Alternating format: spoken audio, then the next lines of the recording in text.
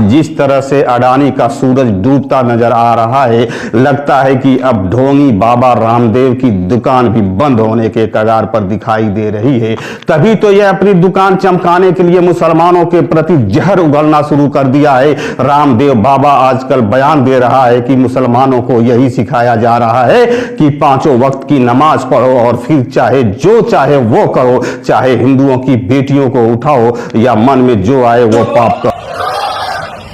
मुसलमान से पूछो धर्म ठीक है, वो कहेगी बस 5 वक्त नमाज पढ़ो, हिंदुओं की छोरियों में उठा के लाओ, जो भी पाप करने करो।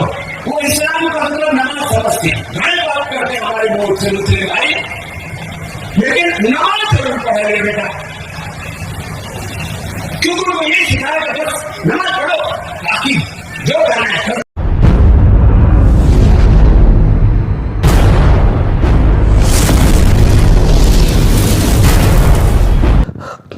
नमस्कार, मैं हूं सुफियान अहमद और आप देख रहे हैं भारत न्यूज पब्लिक से पार्लियामेंट तक। कत्ल कभी छुपते थे संघ के दीवार के बीच, अब तो खुलने लगे मक्तल भरे बाजार के बीच। सुर्खियां अमन में तलकीन में मसरूफ रहीं, हर्फ बारूद उगलते रहे अखबार के बीच। रिस्क मलबूज मका सांस कर्ज मर्ज दवा मुनकसीब हो गया इंसान इसी अफगार के बीच। आज जिस तरह से अडानी का सूरज डूबता नजर आ रहा है, लगता है कि अब ढोंगी बाबा रामदेव की दुकान भी बंद होने के कगार पर दिखाई दे रही है।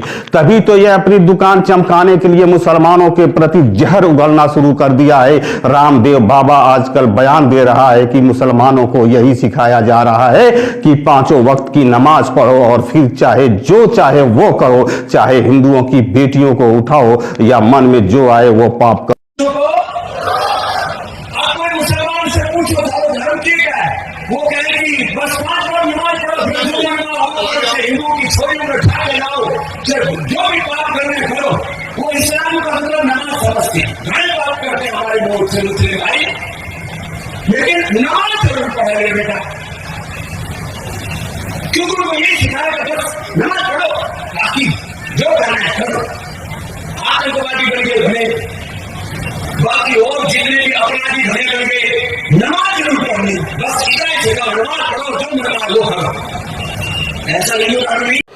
ये योगा वोगा का ढोंग छोड़िए और इतिहास के पन्नों को पलट कर देखिए तो आपको पता चलेगा कि 1965 के युद्ध में वीर अब्दुल हमीद ने पाकिस्तानियों से अपने वतन की रक्षा करते हुए अपनी जान की बाजी लगा दी थी।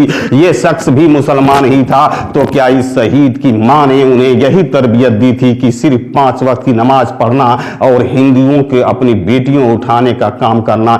शायद तुम्हें गलतफहमी है बाबा। वो जाबाज अपने देश की बहन बेटियों की खातिर सीमा पर डटा रहा कि कोई भी मेरे हिंद वतन पर गंदी नजर उठाए तो मैं उसे नस्ते नाबूद कर दूं। जहां तक मुझे मालूम है, आप अपने पतंजलि की दुकान 2006 में खोले थे। उससे पहले सिर्फ पेट फुलाने का आप काम करते थे, मगर इस देश के मुसलमानों ने आजादी से पहले अपने अर्जे वतन पर जान निछावर किया है। क्या आपने एपी अब्दुल कलाम जी का नाम भूल गए? वो शख्स तो मुसलमान ही थे। उन्होंने अपने वतन की रक्षा के लिए न जाने कितनी मिसाइलें बनाई। इनको मिसाइल मैन के नाम से उन्हें जाना जाने लगा। अपने वतन के लिए उन्होंने परमाणु परीक्षण भी करवाया था। क्या इनके वालिदैन ने भी इन्हें यही तरबियत दी थी कि क्या बेटा सिर्फ 5 वक्त की नमाज पढ़ना और हिंदुओं की बेटियों को उठाना, क्या यही सब उनको सिखाया गया था? तो फिर ये देश को ऊपर उठाने में क्यों लगे थे? दरअसल गलती आपकी है, आपने इतिहास के पन्नों को गौर से नहीं देखा।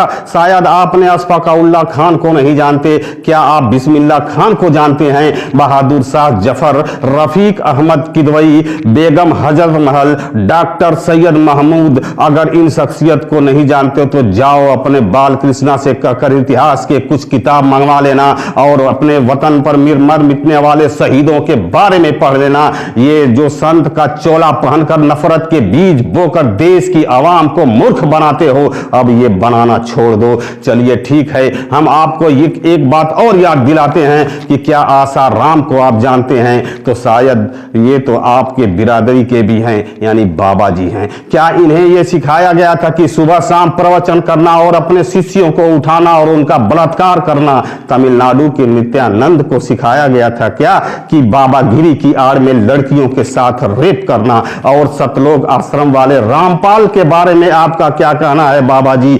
डेरा सच्चा सौदा वाले रंगीले और हत्यारे राम रहीम के बारे में आपका क्या ख्याल है? और इच्छाधारी भीमा जो सेक्स रैकेट चलाता था, दाती महाराज का नाम तो सुना होगा, खुद को शनि का भगवान का स्पेशलिस्ट बताता था और मासूम बच्चियों के साथ रेप करता था। और कितने नाम बताऊं आपको, आपका सर तो शर्म से झुक जाना चाहिए। हमें और हमारे वतन के अजीजों को यह अच्छी तरह से मालूम है कि जो आज आपने पूरे मुस्लिम कौम के परवरिश पर सवाल पैदा कर रहे हो, दरअसल भारत में इस समय यही ट्रेंडिंग चल रही है। 2024 का इलेक्शन अनकरीब आने वाला है, सत्ता की दलाली में लगे हो। लेकिन याद रखना बाबा, ये अडानी आपसे बहुत बड़ा लाला था, पूरी दुनिया में अमीरों की लिस्ट में 2 नंबर पर था। वक्त का ऐसा पहिया घुमा कि आज धूल फांकता नजर आ रहा है। बड़े बड़े सियासतदान और सुप्रीम लीडर तक उसे बचा नहीं पा रहे हैं। बाबा रामदेव जी, आपका देश इज्जत करता है, पर आप अपना मानसिक संतुलन इतना भी मत खोइए कि आप अपना बनाया